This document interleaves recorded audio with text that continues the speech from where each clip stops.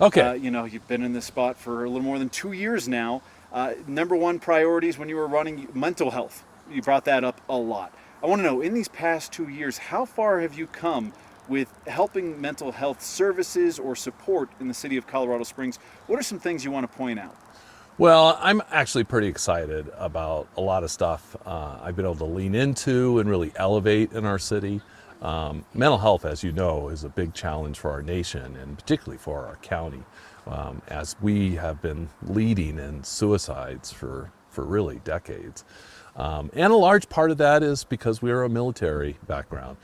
But the good news is that military suicides are down 33%. And which is just amazing. We have some great work by some organizations such as Mount Carmel, and Next Chapter is another organization part of Mount Carmel that really is leaning into that group.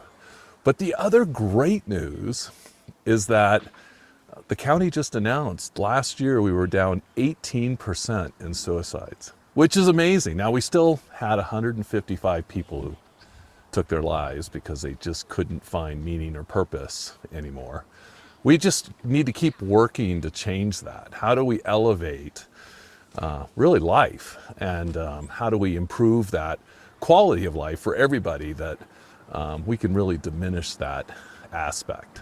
So very exciting stuff. And actually the icing on top is that youth suicides were down 60%. So That is huge. No, that's so it's sometimes difficult to like put numbers to those kind of things, but that is a clear number that really demonstrates that we're doing some good. We're doing something. It is a 1 year.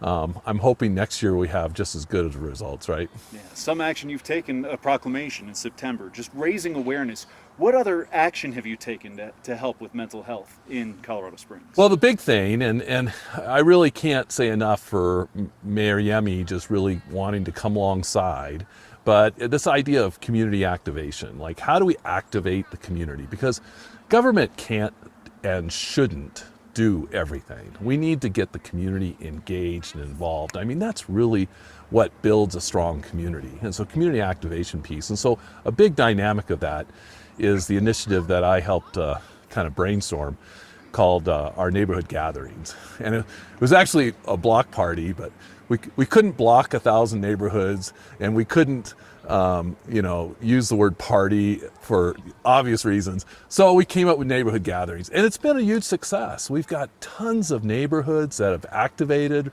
There was a story I just heard yesterday, this couple who had lived in their community for 50 years, and they never knew their neighbors. And for the first time, they threw a block party this summer, and they had a fantastic time, and now they've developed some relationships right across the street. That's what's great, right? It's huge. I'll do my own. I'll add links on the web coverage on how people can sign up, activate their neighborhood, get involved. That'd The be other great. big thing you were running on a couple years ago, the outdoors, enhancing outdoors in Colorado Springs. What action have you taken that you'd like to highlight in the past few years, or maybe something you're working on right now that you wanted to mention? Well, I think the big part about the outdoors is, one, I want to really establish that we have an amazing city park system. But we have to keep in mind that that only goes to the border of the city. Anything beyond that isn't something that we as city officials have any kind of control over whatsoever. So we do a great job, and I'll illustrate that example. You have our Blodgett open space. We just finished the master plan. They've already started work on that whole process. It's really pretty exciting stuff where we've really gone in to balance outdoor recreation and conservation in a really meaningful way. Maybe not everyone's happy, but that's probably a good thing. But overall, I think it's just a really great plan. But here's the challenge. After you leave the city boundary, there's 1 mile to the peak. And so the city has been for years trying to work with the Forest Service to allow them to finish the trail, that 1 mile trail. And the Forest Service just doesn't have the capacity or the means to do that, even though the city would be doing all the heavy lifting. And so that's the challenges. So how do we work with the Forest Service in such a way that we can finish these things? Because right now, there's like 6 just illegal trails, you want to call them, or just social trails or whatever. And they're not designed to handle loads of people. They just scurry up the hill, you know. And so they're not really built in a sustainable way because they weren't built. and the truth of the matter is in our national forest, we have more illegal or non-authorized trails than we do authorized. And, you know, some people might look at that as a big problem. I kind of look at it as people have voted with their feet. They've kind of said where they want to go. How can we come in and determine if that's a good authorized, you know, could that become an authorized trail? And then how do we build it in a way that's sustainable? And then how do we provide a greater resource to the public who's looking to get outdoors and recreate? You know, we have a lot of busy parks like this one here at Red Rock Canyon. And a lot of people concentrate here. You come here on a Saturday, you might not find a place to park, right? So how do we elevate greater opportunities for outdoor recreation throughout our community? Well, that's going to be partnering with key partners about expanding what we can do up on Pikes Peak. I'll have to check in with our reporter Bill Folsom. He does a lot of outdoor coverage and see if he's touched on that trail. And I'm going to plan on reaching out to U.S. Forest Service to see what they have to say about that. You know, when it comes to conserving and parks, outdoor rec, does that kind of take a back burner with the budget shortfall that we're dealing with right now? How are you fighting? I know the budget was just presented by the mayor, but how are you fighting to make sure that that isn't put to the side as we deal with this budget shortfall? Well, in terms of conservation, this is one of the things that is really amazing about our city because, yes, we want to try to conserve land and kind of reduce development on things that we might want to protect for generations, right? Well, welcome to our TOPS program. TOPS was designed to be able to raise money. It's a sales tax that we collect. And that money goes into a bucket that we can then leverage to buy property, which that's what we've done. Like Blodgett Peak, for example, I just mentioned, that was purchased with TOPS funds.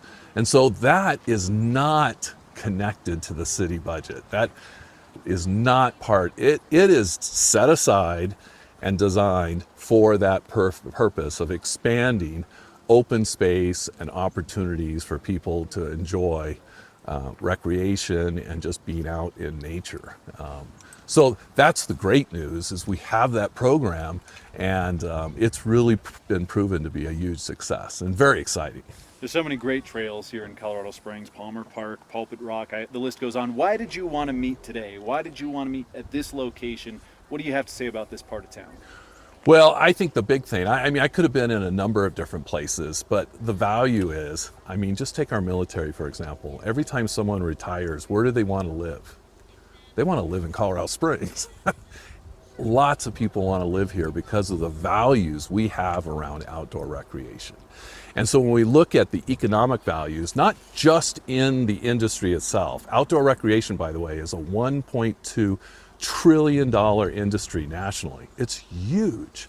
And just to give the viewers context, if you take the entire pharmaceutical industry and the entire oil and gas industry and combine them, outdoor rec would be larger than both of them combined. That's how big and powerful outdoor recreation is. And you don't have to look far. Look at all the stuff you have in your garage, right? You've contributed to the outdoor recreation economy and all the hotel stays, the ways that people go to communities, tourism benefits, all that. Our sales tax is largely dependent upon tourism. And most of those tourists come here for our outdoor values. So who or what is Colorado Springs? I wouldn't say it's a building. I'd say it's this. Perfect. Well, you know, talking budget again, we talked to some local business owners. You yourself, a local business owner. Their solution is, hey, ask the city to encourage more shopping local, shop local. What is it that you're doing right now or have done to help those local businesses, including your own? Well, the key part there is really encourage business to consider shopping local and helping local businesses really thrive. That's always, I mean, that's the general motto. But I think another piece to that is really welcoming people to come and visit Colorado Springs. Again, I mentioned tourism. We had 25 million people visit here this last year. 25 million. And those people came and ate at our restaurants, they stayed at our hotels, they bought our gas, they went into our retail stores, and they contributed a huge part of our sales tax that we didn't have to pay. So someone else is helping pay our bills.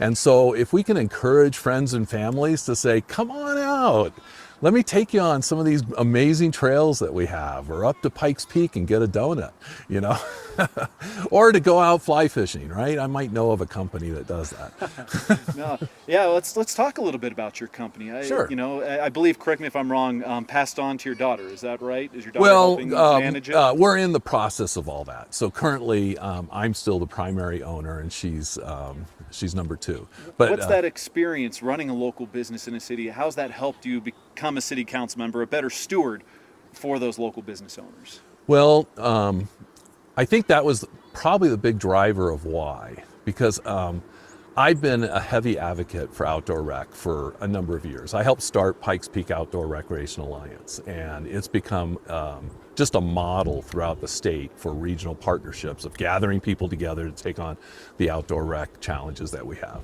We have over 100 different partners now that are part of our organization that's really leaning in, and we're really trying to tackle some of the challenges that we have. So in that context, I was just one of those players. And certainly I know a lot about fly fishing, and we try to do the best job we can. I hear good reports that we're doing a good job. And you know, our numbers are good. And I really am thankful for all the customers over the years that have really supported us. But I had some challenges there because 8 years ago we had 2 guides who committed suicide in a year.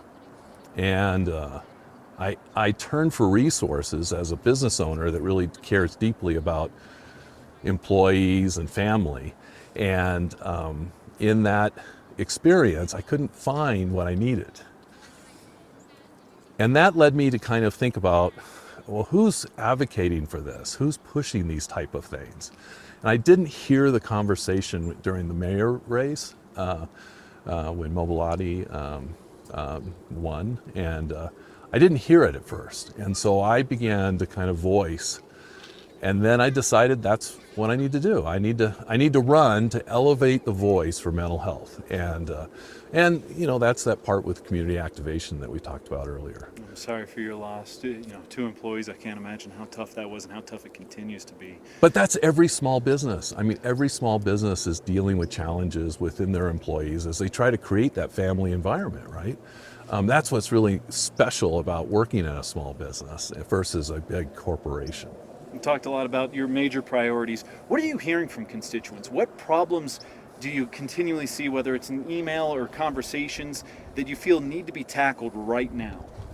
Well, there's no question that the homeless crisis is really here, and we need to deal with it in a thoughtful way.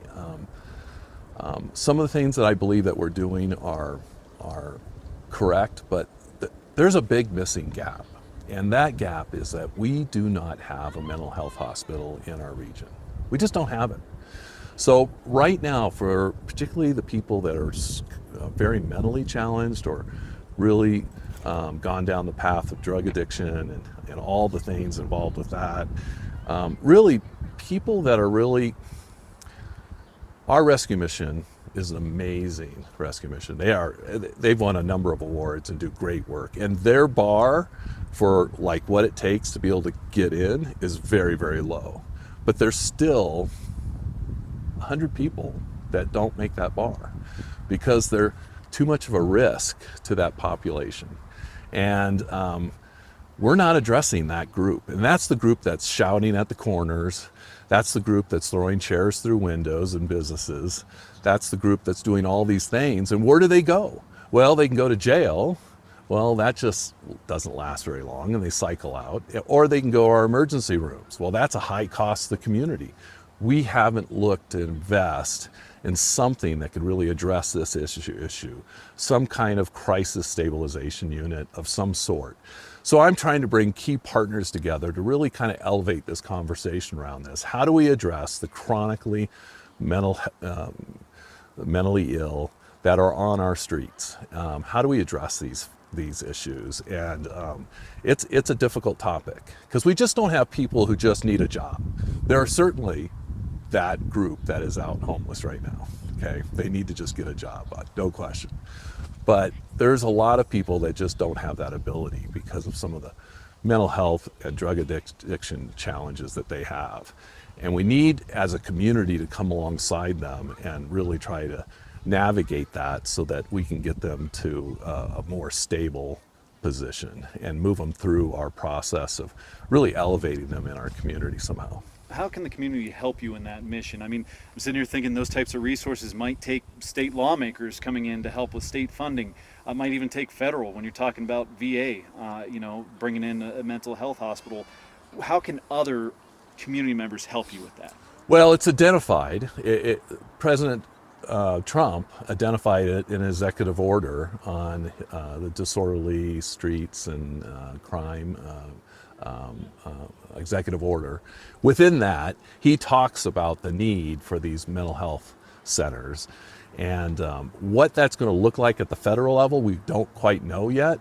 But how are we as a community getting ready for that moment when there might be some dollars available? How do we together really identify this issue and work with the state? And then really, how do we bring key partners together like UC Health, like Common Spirit? I mean, they're feeling the blunt of it in their emergency rooms. It's, if you ever taken a loved one to emergency room, particularly in the evening, you can't help but notice the amount of homeless people that are at our emergency rooms, using that doctor's time when your loved one needs to be taken care of. And that's a big challenge, I think. I like to get this question out to every council member. I'm going to adjust the shot, just go a little wider. Just Okay. give me 1 second on that. Is there anything, whether it's an individual, an organization, or something you've accomplished that's just really positive, really feel good, that you'd like to highlight and let our viewers know about that maybe hasn't received any media attention? And it's a loaded question. And if you think of something after this interview, you're always welcome to reach out to me because I'm sure there's a lot that's happened in the past 2 years and a few months. Well, I think the biggest thing is Pikes Peak is what we're recognized for.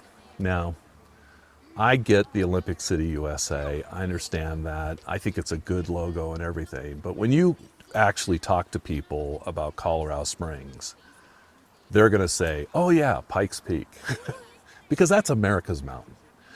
And when you really look at America's mountain and how well it's developed in terms of outdoor recreation and really balancing it with conservation, I mean, that's the key thing. We don't want to make it a Disneyland per se, but we do need to weigh in and look at greater opportunities that we can do with our mountain and with our region in terms of elevating outdoor recreation opportunities and draw tourists here and actually disperse people from different areas. Like this park here. I mean, we're here during the week. We don't have a whole lot of people behind us, but I can tell you on Saturday, this parking lot is full and there's usually people parked down the street. And so these type of areas are just overwhelmed. We need to have more access points to the outdoors. So how do we create that? And so I'm really proud of the fact that I helped create a plan with the help of Pikes Peak Outdoor Recreation Alliance. And it's about a 300-page document that lays out a master vision for Pikes Peak, what it could be. And particularly around an idea about creating a different management model. So on the Arkansas headwaters, there's 152 miles of the Arkansas River, and there's 5 different land managers. It's managed by one agency, Colorado Parks and Wildlife, and they have been doing an amazing job. And there's a test to that. You know what the test is? Their bathrooms are the cleanest in the state. That is the test. If you have clean and open bathrooms, you're doing something right. And so anyway, we're looking at trying to take that model and how could CPW possibly take over the management, well, they currently manage all wildlife, okay, across the state, but how could they manage humans on Pikes Peak in terms of outdoor recreation and conservation and those kind of pieces? Now, the Forest Service will still own their land. It's still going to be the forest. Utilities and Colorado Springs will own their land. The county will own their land. BLM will own, and those will clearly be recognized and valued. But in terms of managing folks, we just need better management. And so I'm really excited that we've got an agreement between the land managers that they are looking forward to how can we look at this type of model for Pikes Peak. And it could become a recreation area. The governor is 100% behind it. He's actually been down here twice. He wants to see America's Mountain really taken care of and done, just really improved the qualities and the things that we can offer. What's the customer experience? That's my retail background, right? What's the customer experience? How can we elevate that? I mean, it shouldn't just be about donuts, right? Although we do have an amazing Summit House, okay? But do we have great picnic spots along the way on the highway? How can we get those developed? Camping on the peak. There's only 11 campsites on the entire massive of over 250,000 acres. There's only 11 campsites. How do we develop greater opportunities like that in a way that is managed well? And that's what CPW does. If you've been to any state park, you've recognized that. Cheyenne Mountain is a great example. What an amazing state park that's just right here. And so that is probably one of my biggest, I think, accomplishments that's in process still. But the thing is, we have people talking. That's the hardest part, right? Is to get people talking and saying, how can we move forward to really elevate Pikes Peak and America's Mountain and really bring greater opportunity for both our residents and the 25 million people that visit us every year. Perfect. That 300-page plan, is that easily accessible if I were to search It is. for that? If you go to ppora.org, you can see the OPI, it's called OPI, Outdoor Pikes Peak Initiative. Perfect. Did that get a lot of media coverage? It's ringing a Bill little bell. did a little bit, so I'm gonna Bill's do done a some little more bit, on that, 'cause but that- it's like this thick. And I was back in Washington D.C. and I was able to present it. I have a picture of me presenting it to. Gosh, I hate getting old sometimes. No worries. Doug Burgum. Doug With the Department of Interior. So he's the Secretary of Interior, and I'm literally talking, and he grabbed it and starts flipping through it and goes, "This is amazing." I go, "Yeah, it's a pilot program. You know, can the federal government join in?" And we've been talking with the Forest Service, and really, there's been a lot of talk about how many cuts there's been at the federal level and stuff like that.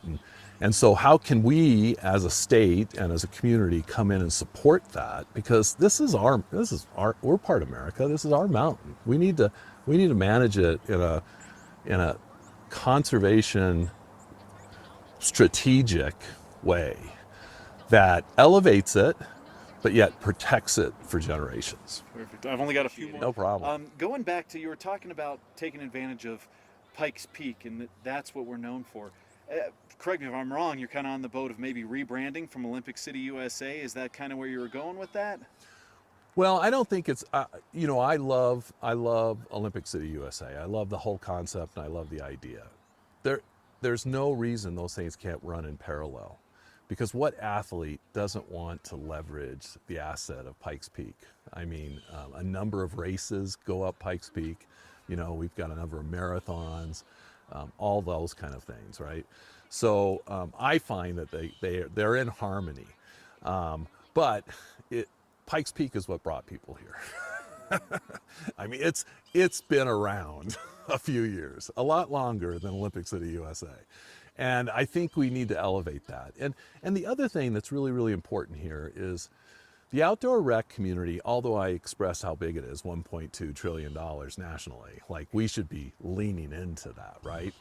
But the other piece is the quality of life issue. So when those defense contractors or the defense industry and those businesses and stuff look for places to live, do you think they really want to live in Alabama? Or would they want to live here in Colorado Springs? I can tell you where they want to live. They want to live here because of our outdoor values. So how do we elevate those values?